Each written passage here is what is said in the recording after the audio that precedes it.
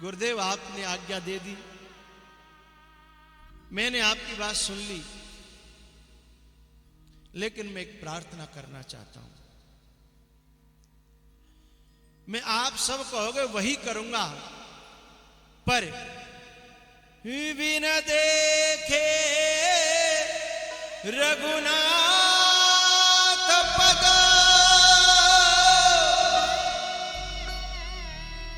जिया की जरने न जाए।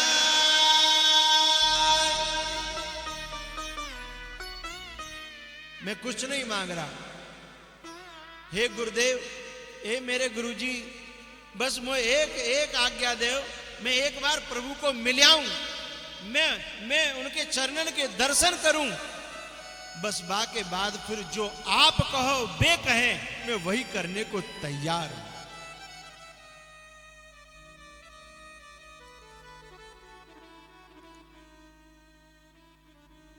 और भरत जी महाराज, क्योंकि भरत जी महाराज संसारी नहीं है, संसार को तो संसार की संपत्ति मिल जाए संसारी को तो फिर वो भगवान को भूल जाता है, लेकिन भरत तो उनका तो एक ही संकल्प है कि तू न मिला तो ये सारी दुनिया की कोई कीमत नहीं है। एक तू ना मिला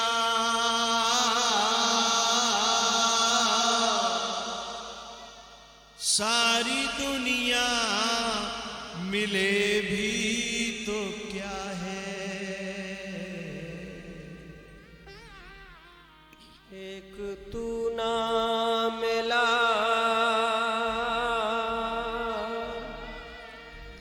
सारी दुनिया मिले भी तो क्या है। मेरा मन ना खिला सारी बगिया खिले भी तो क्या है। भाई हो तो भरत जैसा, सेवक हो तो भरत जैसा, साधु हो तो भरत जैसा, तपस्वी हो तो भरत जैसा। एक तू ना मिला। धिक्कार है उन भाइयों के लिए जो सनातन धर्म में पैदा होकर के और एक छोटी सी मेड़ के ऊपर भाई से बैर कर लेते हैं, और यहां इतनी बड़ी राजगद्दी को ठोकर मार करके संबंधों को अच्छा रखने के लिए संपत्ति को ठोकर मार रहे हैं। एक तू ना मिला। एक बात बताऊं, मेरी प्रार्थना इन माताओं से, भैया भैया आपस में हमेशा प्यार करते हैं, लेकिन ये माताएं आकर के कान भरती रहती हैं, कछु अलग करो कछु अलग करो। लेकिन पता है भाई भाई को कितनी याद आती है भाई की। ये तो भाइयों की, उन बहनों से भी मैं कहना चाहता हूं, तुम्हारा भी तो भाई है, तुम्हारा अपने भाई के प्रति मन नहीं करता? यदि कोई भाई अपने बड़े भाई की या छोटे भाई की मदद कर दे तो घरवाली तुरंत कहेगी सबे मई दे दो। लेकिन यदि वो कह दे कि वो साले साहब 1 लाख मांग रहे हैं, तो वो कहेगी नहीं हो तुम्हें चीज दे दो। अपने भैया के लिए तो चीज धर रही है? और जीव तो भैया भैया है भैया, भाई जेव तो दो भाई हैं। कोई जरूरत पड़ेगी तो अपने मायके में तो अपनी बहनें बुलावेगी, नंदे नहीं बुलावेगी। क्या बिगाड़ा है तुम्हारा? भाइयों को मिलने नहीं देती। माताओं से मेरी प्रार्थना है, भाई भाई को अलग करने की कोशिश मत करना, नहीं तो तुम्हें भी वही पाप लगेगा जो भूतों को पूजने वालों को पाप लगा करता है।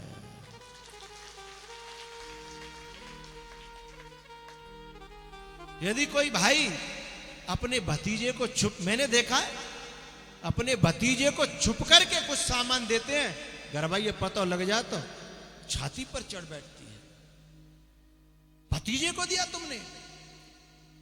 लेकिन वो क्योंकि तू तो पराए घर में ते आई है ना, त्यों तो खून ना है ना, बाको तो खून है, भतीजे वाके है, बाकी हृदय में जो प्रेम है तू कहा जाने है। तो कम से कम तू मिलाए नहीं पा रही तो तोड़वे को प्रयास तो मत करे हैं। उन नारियों को नरक में भी जगह नहीं मिलती जो भाई भाई को अलग कर देती हैं। उन नारियों को नरक में भी ठौर नहीं मिलती जो मां से बेटे को छीन करके अलग कर देती हैं। आते ही बस एक ही रट लगाती हैं, न्यारे कब होना है, न्यारे कब होना है, जिससे कि पहले सास को पत्ता साफ हो, जाने अपनी गोद में खिलाया, जाने सपने देखो कि मेरा बेटा दूल्हा बनेगा, और सबसे पहले बई को पत्ता साफ करती है। उस नारी को नरक में भी जगह नहीं मिलती है साफ।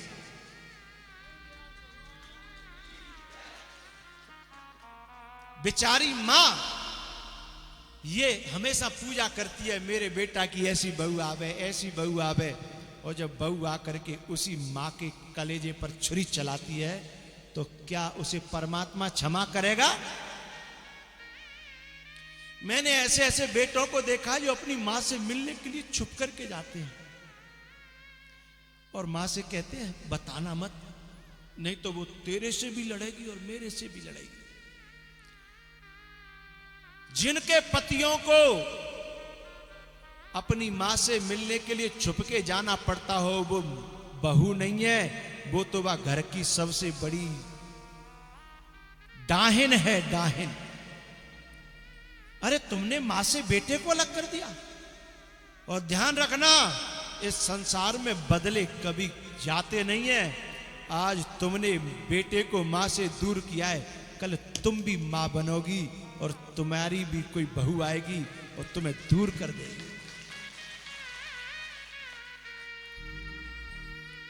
भाई भाई को कभी दूर न करना,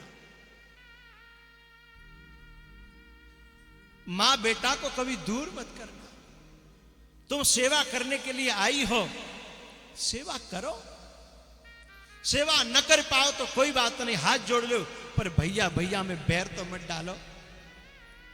तुम्हें अपने भाई के लिए कितनी आती है, हैं?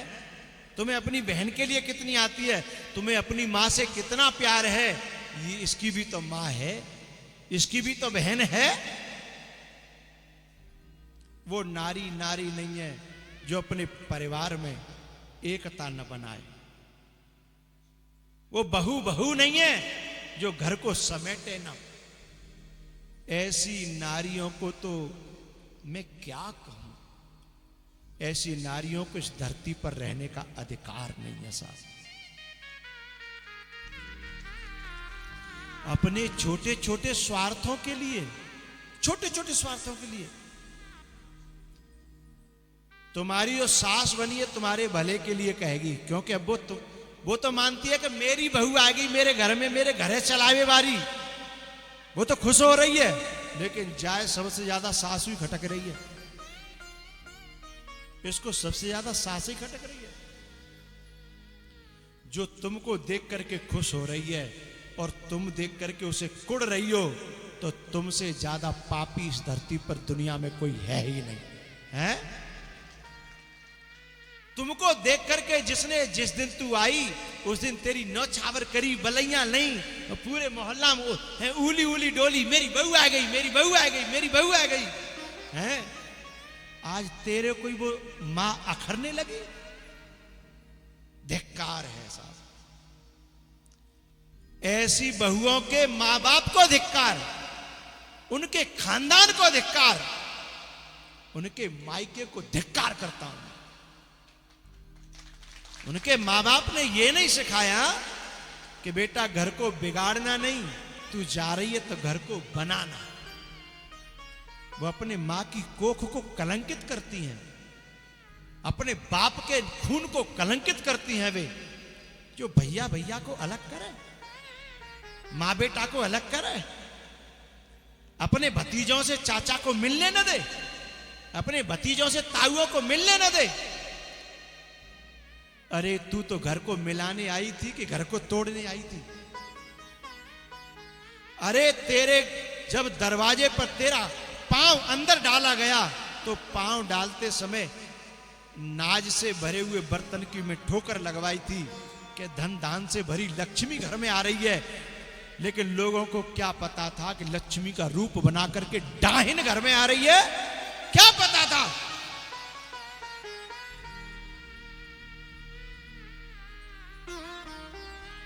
मेरी प्रार्थना है, हे माताओं, तुम चाहो तो घरों को बांध दो और तुम चाहो तो महाभारत करा दो, भैया भैया को लड़ा दो।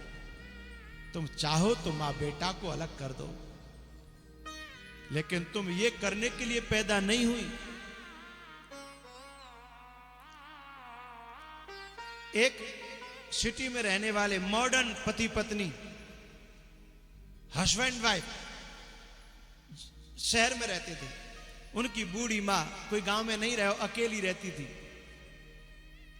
अब को बेटा कहे कि मैं मैया को शहर बुला लूं, तो इतनी डाहिन यूं कह तो मोइये रख लो कि मैयो ये रख लो। बताओ, ऐसी बहू बहू कहवे लायक है? ऐसी बहुएं तो जन्मते ही मर क्यों नहीं गई? उनको सांप ने क्यों नहीं काट लिया? ये कह रही है क्या तो मैयो ये रख ले, क्या मोइये रख ले। और पता है इतने काउंटिंग करके रखती है गलतियों की कि तेरी माँ ने यूं कही, तेरी माँ ने यूं कही, तेरी बहन ने यूं कही। कि तू जई काउंटिंग करे के तेने हाई स्कूल और इंटर और बीएससी और बीएड करी का? जई के लिए पढ़ के आई तू कि बुराइयों को काउंटिंग करना? तो है एक गुण दिखाई नहीं दा परिवार में, तो काऊ में कोई खासियत दिखाई नहीं दी। धिक्कार है ऐसी नारियों को। बताऊं, आखिरकार आदमी के कहने पर वो बड़ी बूढ़ी मां को जबरदस्ती ले आया, लेकिन रोज कलेश करे। कौन? बहू नहीं कहूंगा, डाहिन। रोज कलेश करे और बात डोकर ये पता पड़ेगी कि बेटा ये तोते कलेश करते हैं ना, तू मैं घर छोड़ा, मैं तो अपने आप मेरे हाथ पांव चलने तब तक अपना रोटी करूंगी खाऊंगी, पर तू कलेश तोते कलेश करते हैं तो मोई दुख होता है। क्योंकि जब बेटा को कलेश होता है ना तो मां को दुख होता है साहब। जो ये कहती है ना कि तू मेरा पति है, उसे कलेश नहीं होता, लेकिन वो मां कहती है कि बेटा तू जैसो रहे, तू जहां रहे सुखी रहे, मैं तो अपनों काट लूंगी। अपने कलेजे के टुकड़े को डाहिन के हाथों में दे करके और वो गांव को जाने को तैयार हो जाती है। क्या मां के ऋण को कोई चुका सकता है? नहीं। बेटा ने कहा मां मैं कलेश झेल लूंगा, पर मेरी मां गांव में अकेली बूढ़ी रहे ये मैं कैसे झेल लूंगा, तू बता। एक दिन क्या हुआ,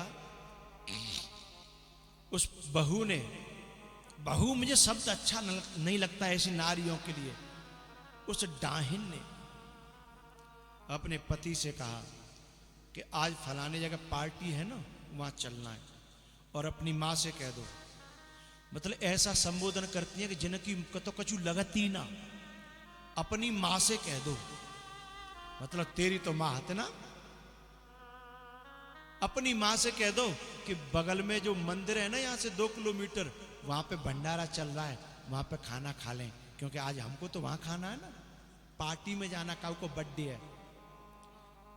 अब बेटे का कलेजा तो इतना नहीं कह पाया कि मैं कैसे कहूंगा मां से कि मां तू भंडारे में रोटी खाना और हम जाके जलेबी और रसगुल्ला बर्फी खाएंगे। उसने कहा तुम्हारी हिम्मत नहीं होगी, मैं जाती हूं। वो कहने के लिए चली गई। उस बूढ़ी बड़ी माँ ने कहा, बहू मैं वहां तक तो नहीं जा पाऊंगी क्योंकि 2 किलोमीटर है, पर तुम चिंता मत करो, तुम वो चावल बता जा, मैं चावल बना लूंगी और अपने आप खा लूंगी। ये बात नाती सुन रहा था। उस नाती की आंखों में आंसू, क्योंकि नातियों का दादा और दादी से बहुत लगाव रहता है। नाती रो गया कि मेरी दादी भूखी रहेगी और ये जा रहे हैं पार्टी मनाने के लिए। उसने कहा, मम्मी मैं नहीं जा रहा, मैं तो दादी के साथ रहूंगा। उसने उसको डांट डपट के कहा, नहीं, इनको ये और लगता है कि दादा दादी के पास बालक ज्यादा रहे तो दादा दादी ते लगाव है जागो। ये भी नहीं चाहती हैं कि अपने खानदान ते लगाव होए। कितनी बुरी बात है बताओ। अपने खानदान से खून को लगाव हो, ये भी इन्हें सहन नहीं होता। उसको ले गई मार कूट करके। जब खाना खा करके उधर से आ रहे थे तो उस बालक ने एक बात कही, मम्मी जब मैं बड़ा हो जाऊंगा ना तो अपने घर में ही बिल्कुल घर से लगा हुआ बहुत बड़ा मंदिर बनवाऊंगा। तो उस नारी ने समझा कि इसका मतलब बड़ी अच्छी धार्मिक भावना उपज रही है इसके अंदर। उसने कहा, बेटा तेरे दिमाग में ये बात कैसे आई मंदिर की? बोले, इसलिए आई मम्मी क्योंकि जब मैं बड़ा हो जाऊंगा, मेरी शादी हो जाएगी, जब मैं अपनी पत्नी के साथ कहीं वहां जाऊंगा पार्टी में, तो मैं नहीं चाहता कि तुम्हें 2 किलोमीटर जाके भंडारा खाना पड़े।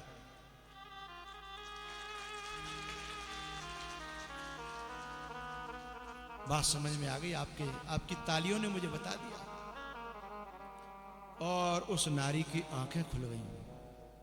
इसका मतलब मेरी भी तैयारी चल रही है, जो मैं कर रही हूं उसका भुगतान के लिए बीज बोया जा चुका है। उसी समय उसने कहा, बेटा आज के बाद ऐसी गलती नहीं होगी। और वो डाहिन उस बेटे ने बहू में परिवर्तित कर दी। उसी दिन जाकर के उसने सास के पांव पकड़े, माफी मांगी कि मां आज के बाद या तो हम आपको लेके जाएंगे और नहीं तो आपको जैसा हमें वहां मिलेगा उससे अच्छा बना करके खिला करके तब जाएंगे। आज की कथा से मेरी प्रार्थना है सभी बहुओं से, अब तक जो कुछ हुआ सो हुआ, कोई बात नहीं, क्योंकि जब जागो तभी सवेरो। और एक बात और बताता हूं मैं आपको, बड़े बूढ़े माता पिता तुम्हारा कछु ले के नहीं जाएंगे, तुम्हें कछु न कछु दे के जाएंगे। और सुनो, तुमने सेवा कर ली तो दुआओं से भर जाएंगे तुम्हारी झोली को।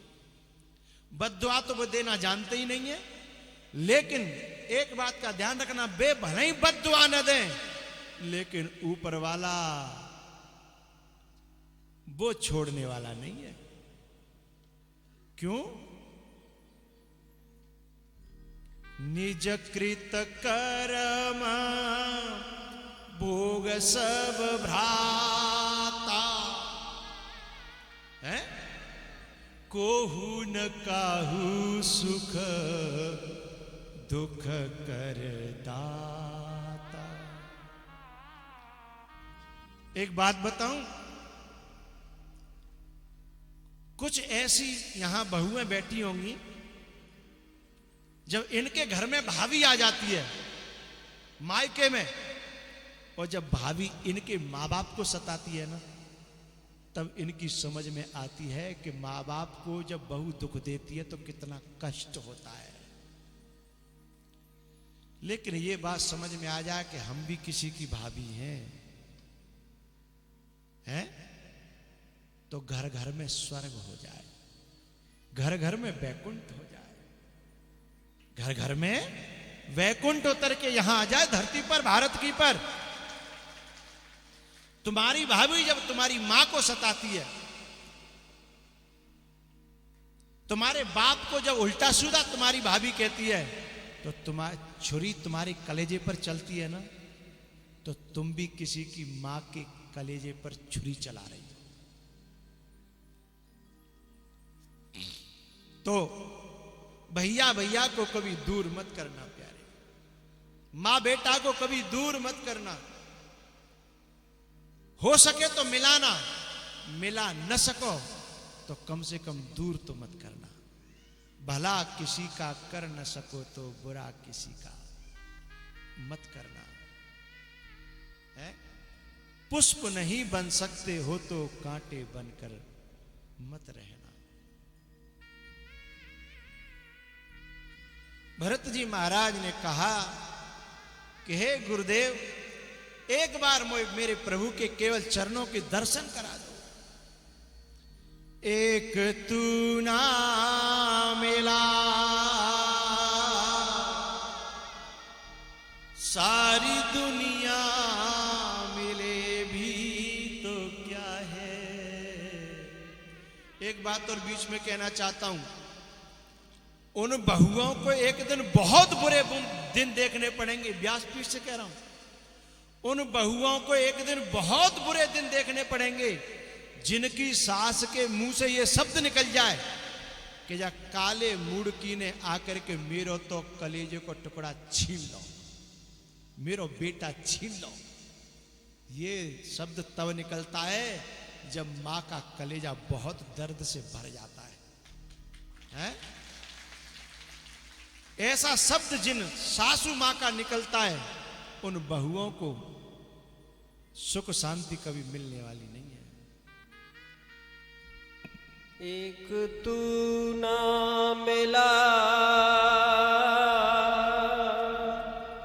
सारी दुनिया मिले भी तो क्या है।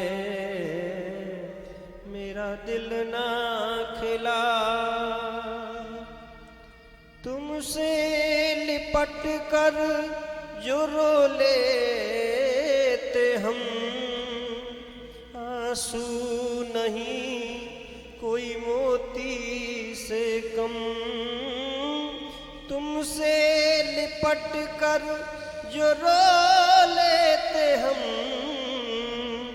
आंसू नहीं कोई मोती से कम। साथ तेरा नहीं, साथ तेरा नहीं, संग दुनिया चले भी तो क्या है।